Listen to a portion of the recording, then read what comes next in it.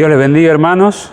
Hoy vamos a estar compartiendo la palabra del Señor y para comenzar vamos a estar orando por esta palabra, vamos a dar inicio, vamos a pedirle al Señor que nos guíe a través de la palabra y que podamos nosotros a través de nuestro pensamiento, a través de nuestra mente y también a través de nuestro corazón ponernos dentro de lo que es la voluntad del Señor y encontrarnos a través del Espíritu Santo que mora en cada uno de nosotros y con su palabra. Señor, te damos gracias por este tiempo. Bendice, Señor, tu palabra, Señor, que llegue a quien vos has dispuesto en este tiempo, Señor, que pueda encontrarse con corazones dispuestos y necesitados de poder escucharla, pero también de poder ponerla en obra, Señor. Bendecí la vida de los hermanos que están escuchando, bendecí la vida de aquellas personas que quizás te escuchan por primera vez, Señor, y gracias por esta oportunidad de compartir tu palabra y dar testimonio de ella, Señor, en el nombre poderoso de Jesús.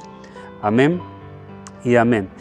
Y había dado como título de este mensaje de la oscuridad a la luz. Y vamos a ir al libro de Juan, en el capítulo 8, desde el verso 1 al verso 30.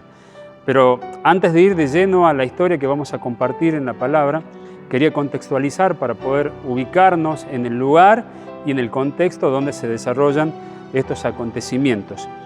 En el contexto y en el final del capítulo 7, desde el verso 40 al 53, podemos ver que la palabra nos presenta a los jefes judíos que intentaban por todos los medios desacreditar a Jesús, no creyendo en Él y inclusive intentando usar la palabra al decirle escudriña es ir a buscar en la palabra, y afirmando que ningún profeta había salido de Galilea. De todos modos, intentando desacreditar a Jesús. En sí, todo el libro, todo el desarrollo de Juan habla permanentemente de estos enfrentamientos, desde los jefes judíos, de los maestros de la ley, los fariseos, yendo en contra de lo que Jesús enseñaba en el templo, de lo que Jesús predicaba, de lo que Él hacía mientras se movía en medio de ellos. Y detrás de todo esto podemos ver dos tipos de corazones. El corazón de aquellos que intentaban tergiversar una verdad manifiesta, puesta bajo la luz, y por otro lado, la luz de Jesús a través de la enseñanza y de su ministerio puesto en práctica a través de lo que Él compartía en aquellos lugares. Los actores de aquella época son los mismos que los de la actualidad. Jesús se mantiene fiel, es fidedigno, no ha variado absolutamente nada. Los que iban en contra de Él y hacían un manifiesto público prácticamente en contra de Él, siguen existiendo en la actualidad, de otras formas, pero siguen existiendo. Y algo muy importante, los pecadores de aquella época seguramente se parecen en mucho a los pecadores de ahora, y con la misma posibilidad, el hecho de poder arrepentirnos del camino que quizás están llevando y poder volverse, salir de la oscuridad y venir a la luz que es a través de lo que nos habla Jesús. Es necesario para cada uno de nosotros el poder examinarnos, pero siempre examinarnos a través de la luz de la palabra de Dios. El capítulo 8 que vamos a compartir ahora lo dividí en dos tramos, en dos etapas para que lo podamos entender y poder diferenciar, ¿sí? Cuando se habla acerca de la oscuridad o al menos los pensamientos oscuros de las personas, pero también poder ver claramente la luz de Jesús evidenciada en lo que Él enseñaba en aquel lugar y lo que manifestaba a la gente para que ellos puedan volverse de sus pecados. Cuando comienza el capítulo 8, vemos a Jesús llegando temprano al templo. Él había planificado de alguna manera, Él se había ordenado para poder estar temprano y poder hablar y enseñar a la gente que se encontraba en aquel lugar. Ver a Jesús hablándoles a aquellas personas en ese lugar me recuerda a una parte de la palabra en la Escritura que dice: ni se enciende una luz y se pone debajo del almud. Estamos viendo acá a Jesús en el templo, en medio de la gente, brillando o alumbrando a través de la palabra la vida de aquellas personas que podían venir a buscarle. Pero también podemos ver en estos versículos el accionar de los maestros de la ley, que también tenían sus planes, que también habían planificado. Y estos planes no eran planes de bien. Ellos intentaban poner una trampa a Jesús. Cuando vamos a la lectura, ya en Juan 8, del verso 3 al 6, la palabra dice: entonces los escribas y los fariseos le trajeron una mujer sorprendida en adulterio, y poniéndola en medio, le dijeron: Maestro, esta mujer ha sido sorprendida en el acto mismo del adulterio, y en la ley nos mandó Moisés a apedrear a tales mujeres. Tú, pues, ¿qué dices? Pero acá hay una trampa, porque lo que dice en realidad la ley de Moisés es que si un hombre y una mujer son encontrados en adulterio, ambos, los dos, tienen que ser apedreados. En este caso, sesgadamente, ellos venían a poner una trampa, diciendo la mitad de una verdad o la mitad de una mentira. Entonces intentan hacerlo caer al Señor en una trampa, acusando a esta mujer, sí pecadora, sí adúltera, pero mintiendo de alguna manera para dejar una trampa. ¿Qué hace Jesús? Inclinándose, Él comienza a escribir en tierra. Dice la palabra: mas estos decían tentándole para poder acusarle, pero Jesús, inclinado hacia el suelo, escribía con el dedo en la tierra. Y como insistían en preguntarle, se enderezó y les dijo: el que de vosotros esté sin pecado sea el primero en arrojar la piedra contra ella. E inclinándose nuevamente hacia el suelo, siguió escribiendo en tierra. Pasan dos cosas. Lo primero es que confrontó a ellos diciéndoles esto: el que esté libre de pecado arroje la primera piedra contra ella. Fue lo primero que dijo, pero hizo un acto, algo que algunas veces nos preguntamos. Se inclinó y comenzó a escribir con su dedo en la tierra. Y lo único parecido que podemos encontrar en la palabra de Dios, en que un dedo escribe algo, es cuando el Señor escribe en el monte Sinaí la tabla de los 10 mandamientos. No dice que Jesús está escribiendo en tierra los 10 mandamientos, pero es lo más parecido que podemos encontrar en la Biblia. ¿Y por qué no pensar que quizás Jesús está escribiendo uno de aquellos mandamientos que existen en esa tabla? Y uno de esos mandamientos, no el primero, pero sí uno de ellos, es no matarás. Y que cómo se da toda esta cuestión de que estas personas traen a esta mujer para apedrearla y ninguno de ellos lo puede hacer. El Señor Jesús los confronta con su propia trampa y les dice: si alguno de ustedes nunca pecó, pues tire la primera piedra. Y no es que Jesús no sabía que ellos no iban a apedrearla, lo sabía. Pero de alguna manera Él los estaba confrontando con esto que les estaba diciendo, con esto del pecado, pero a la vez también le estaba dando una oportunidad. ¿Qué hubiese pasado si al menos uno de ellos se hubiese arrepentido y se hubiese quedado en ese lugar, escuchando la palabra de Dios y lo que después, a posteriori, el Señor le diría a esta mujer? Cuando terminamos de ver esta parte, vemos que finalmente ninguno de ellos pudo acusarla y se retiraron ellos, acusados por su propia conciencia, acusados por su propio acto. El Señor le dice a aquella mujer: mira, ninguno de ellos pudo condenarte y yo tampoco te condeno. Puedes irte, le dice, pero lo que sí te pido es que no peques más. De alguna manera lo que le está diciendo Jesús: llegaste acá con una vida en penumbras, a oscuras, y hoy conociste la luz verdadera. Tu vida hoy está en luz. No peques más, es no vuelvas al lugar de la oscuridad donde acabas de salir. En el segundo tramo de la lectura, el Señor Jesús nuevamente vuelve a enseñar en el templo.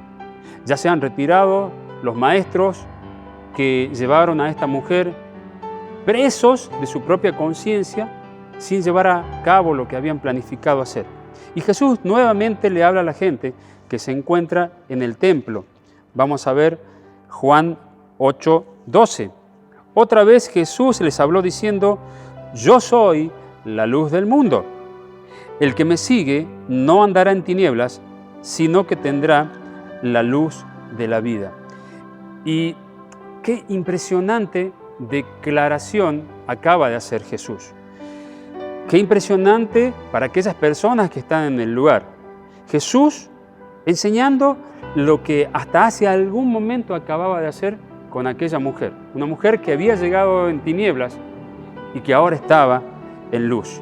Ahora son los fariseos los que intentan desacreditar a Jesús y de quitar valor a su testimonio. Pero nuevamente Jesús, trayendo luz a lo que Él está compartiendo en ese lugar, les dice en Juan 8:14. Respondió Jesús y les dijo: aunque yo doy testimonio acerca de mí mismo, mi testimonio es verdadero, porque sé de dónde he venido y a dónde voy, pero vosotros no sabéis de dónde vengo ni a dónde voy. Y sin que ellos tomaron nota de lo que Jesús les estaba diciendo, el Señor les estaba enseñando acerca de la ley y acerca de la gracia. Y ellos no se dieron cuenta porque su corazón estaba sesgado, porque su entendimiento estaba atrapado y porque ellos no querían de ninguna manera hacer la voluntad de Dios y menos la voluntad de Jesús. Algo importante que los fariseos dejaron pasar y es justamente esta clara declaración: yo soy la luz. Ellos venían de celebrar la fiesta de los tabernáculos. Era lo previo que se había acontecido en aquel lugar. Una de las cosas que pasó ahí está en lo que se explica en Éxodo 13:21. Éxodo 13:21 dice: y Jehová iba delante de ellos de día en una columna de nube para guiarlos por el camino, y de noche en una columna de fuego para alumbrarles, a fin de que anduviesen de día y de noche. Lo que podemos ver acá, que ellos en esta fiesta encendían unos enormes candeleros que recordaban la columna de fuego que guiaba a los hijos de Dios a través del desierto. De esa misma manera en que Dios iluminó a sus antepasados, esta vez el mismo Hijo de Dios, Jesús, es quien puede iluminar la vida de ellos y disipar las tinieblas de sus corazones y de todos aquellos que escuchaban atentamente la palabra en aquel lugar, pero estaban cegados en su propio entendimiento, en su propia razón, y no fueron capaces de distinguir aquella declaración que Jesús estaba haciendo en ese lugar: yo soy la luz del mundo. Es importante que podamos ver Juan al principio de su Evangelio, en 1:9, él dice: aquella luz verdadera que alumbra a todo hombre venía a este mundo. Y también en esto podemos ver que se da cumplimiento a algo que decía el profeta Malaquías en Malaquías 4:2. Mas a vosotros los que teméis mi nombre, nacerá el sol de justicia, y en sus alas traerá salvación. ¿Y cómo no creer a aquello que estaba diciendo Jesús? ¿Cómo no tomar eso que Jesús estaba manifestando en ese lugar? Solamente corazones rebeldes, solamente corazones que no aceptan la voluntad de Dios para su vida, pueden dejar pasar tremenda oportunidad para sus vidas. El apóstol Pablo en Efesios 4, 17, 18 dice: esto pues digo y requiero en el Señor, que ya no andéis como los otros gentiles que andan en la vanidad de su mente, teniendo el entendimiento entenebrecido, ajenos de la vida de Dios por la ignorancia que en ellos hay y por la dureza de su corazón. Pablo se refiere a aquellos como aquellos que andan en la vanidad de su mente y que están ajenos a lo que es la voluntad de Dios para sus vidas, justamente por la dureza, por la robustez de esa dureza en sus corazones. Los fariseos nuevamente intentaban prender a Jesús. En Juan 8:19 podemos ver que ellos le preguntan: ¿y dónde está tu Padre? Y Jesús les responde: ni a mí me conocéis ni a mi Padre, porque si a mí me conocieseis, también a mi Padre conocerían. Y finalmente Jesús habló nuevamente, y nuevamente las palabras de Jesús confrontan a estos fariseos y a estos maestros de la ley. Y se produce un cruce que tenemos que examinarlos de esta manera. En Juan 8, del 1 al 20, dice: otra vez les dijo Jesús, yo me voy y me buscaréis, pero en vuestro pecado moriréis. A donde yo voy, vosotros no pueden venir. Ellos decían entonces, ¿acaso se matará a sí mismo, que dice, a donde yo voy, vosotros no podéis venir? Y les dijo, vosotros sois de abajo, yo soy de arriba, vosotros sois de este mundo, yo no soy de este mundo. Por eso les dije que moriréis en vuestros pecados, porque si no creen quién yo soy, en vuestros pecados van a morir. Entonces ellos le dijeron, ¿y tú quién eres? Entonces Jesús le dijo lo que desde el principio les he dicho. Muchas cosas tengo que decir y muchas cosas tengo que juzgar de vosotros, pero el que me envió es verdadero, y yo lo que he oído de él, esto hablo al mundo. Pero ellos no entendieron que él les hablaba del Padre. Les dijo, pues Jesús, cuando hayáis levantado al Hijo del Hombre, y quiero que preste atención en este punto, cuando hayáis levantado al Hijo del Hombre, entonces conoceréis que yo soy, y que nada hago por mí mismo, sino que según me enseñó el Padre, así hablo, porque el que me envió conmigo está, no me ha dejado solo el Padre, porque yo hago siempre lo que a él le agrada. Y hablando estas cosas, muchos en aquel lugar creyeron en él. En el verso 27-28, nuevamente Jesús, hace una tremenda declaración, hablando a las claras de quién era él, de que él era Jesús, que él era el Hijo de Dios. Pero ellos no entendieron que él estaba hablando del Padre. Entonces Jesús les dice, cuando hayáis levantado al Hijo del Hombre, entonces conoceréis quién yo soy. Esta versión, en el lenguaje sencillo, en el lenguaje actual, dice, ustedes sabrán quién es el Hijo del Hombre cuando me cuelguen en una cruz. Y esto todavía no había pasado. Él estaba adelantando lo que iba a pasar. Pero ni la ceguera espiritual que tenían, ni lo que guardaban en sus corazones, permitían a estos maestros de la ley, a estos fariseos y a estos jefes de los judíos poder creerle, porque no era la intención de ellos creerle, sino desacreditar. Y llevar a la vida de las personas más oscuridad de la que quizás ya tenían, pero Jesús estaba firme en su lugar, cumpliendo su propósito, trayendo luz a la vida de las personas. Mis hermanos, conocemos la vida de Jesús, conocemos el propósito de Jesús, conocemos todo lo que Él ha hecho en esta tierra. El fin no termina en una cruz.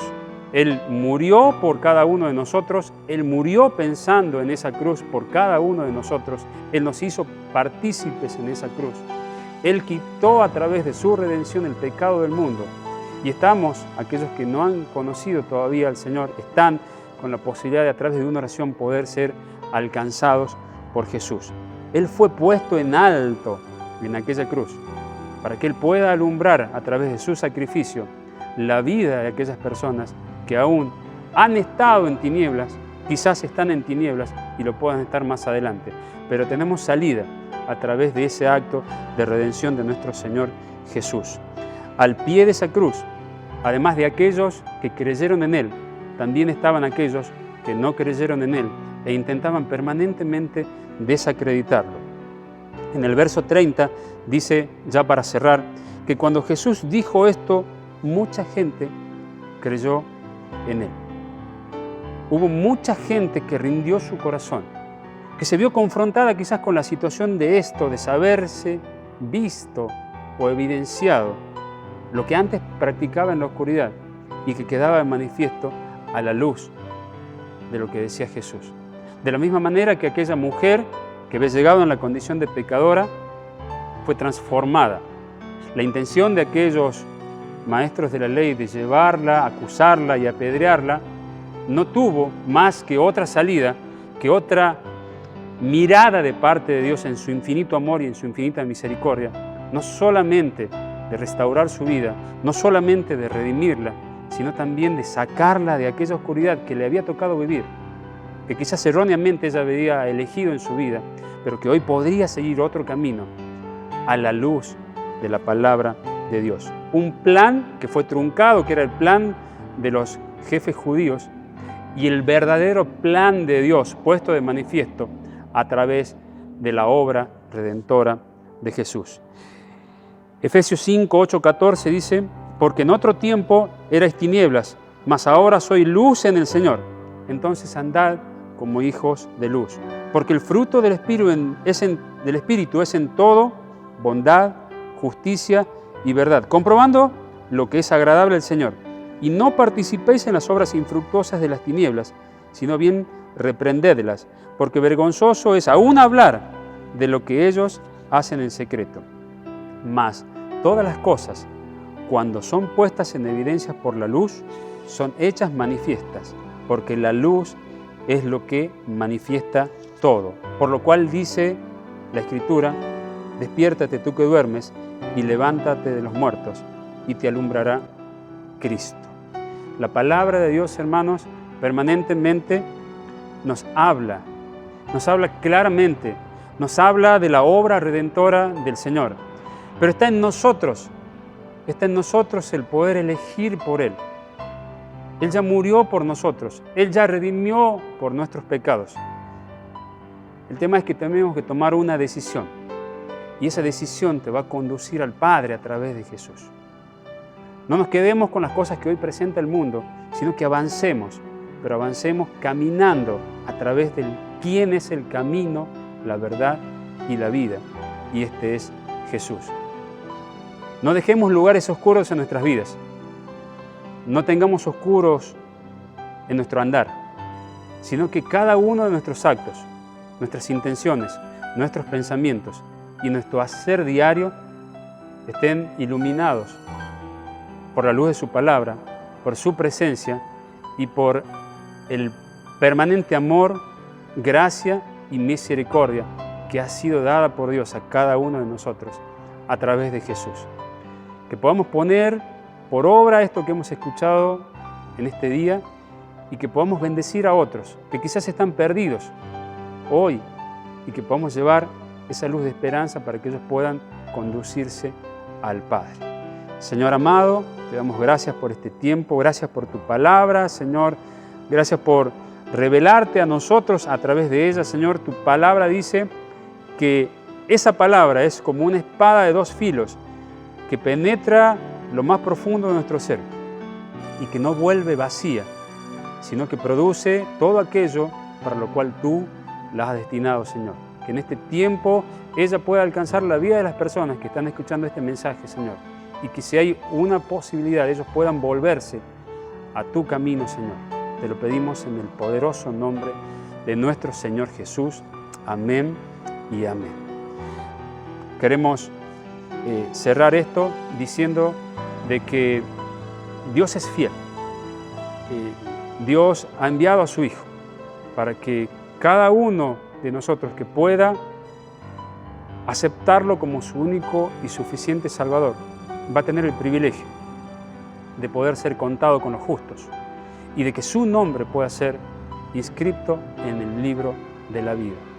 Así que te invito a que lo puedas hacer en este tiempo. Dios los bendiga.